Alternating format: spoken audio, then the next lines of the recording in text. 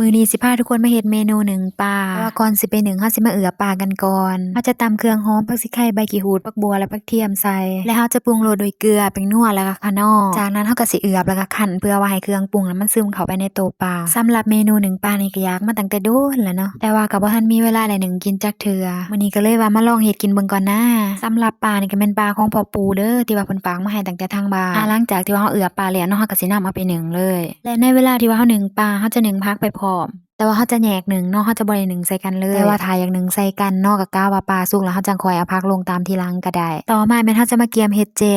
วนี่เขาจะมีไว้แหละเนาะต่างแต่ว่าเขาจะเอาออกมาปรุงรสชาติตื่มกันเขาจะตื่มบักเพชรแป้งนัวแล้วก็น้ำปลาแดกลงไปอีกจักเล็กน้อยเพื่อว่าเวลาที่เราไปกินกับผักหั้นนะมันจังสิบ่จางเกินไป